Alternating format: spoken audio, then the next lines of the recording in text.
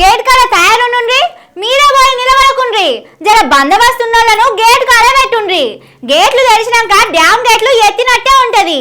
ఈ స్పీడును తట్టుకొని నిలబడాలంటే 6 ఫీట్లుండి మస్తు దొడ్డున్నోళ్ళని తెచ్చిపెట్టుండ్రి.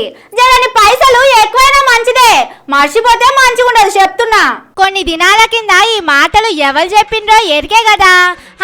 రేవణాలు సారే చెప్పిండు. మేము గేట్లు తెరిస్తే కారు పార్టీలా ఎవ్వరు మిగలరని అన్నాడు. చిన్నగా మెల్లగా 10 మందిని తీసుకుపోయిండు. ఇంకా చాలా మంది వస్తారని చెప్పిండు. కానీ ఇంతనే గేట్లు మూసిండట. పెద్ద పెద్ద తాళాలు తెచ్చి వేస్తున్నారట.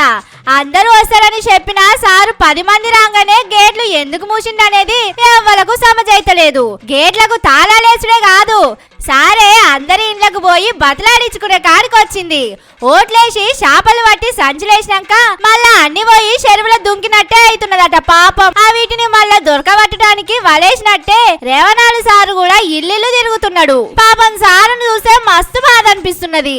మొన్నటిదాకా ఎంత గుళ్ళెగురేసుకొని గేట్లు తెరిచిండు, ఇప్పుడేమో గేట్లు మూసుకొని ముఖం దాసుకొని ఎమ్మెల్యేల ఇండ్లకు పోయే కాడికి వచ్చింది కదా. కారులో పంపు పెట్టి నీళ్లు గాంధీ భవన్ లో పోసుకుందామంటే గాంధీ భవన్ లో ఉన్న రివర్స్ గుంజుకపోతున్నదట పంపు.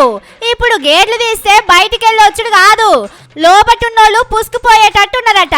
ఎవ్వరు ఎటు దిక్కు నుంచి జారుకుంటారో తెలవక సారుకు నిద్ర కూడా పడతలేదని సారుతోనే ఉండి సారు బ్యాగులు మోసే లీడర్లు అంటున్నారు. కానీ చెయ్యితోని చెయ్యి కలిపి 2-3 నెలలు కూడా అయితలేదు.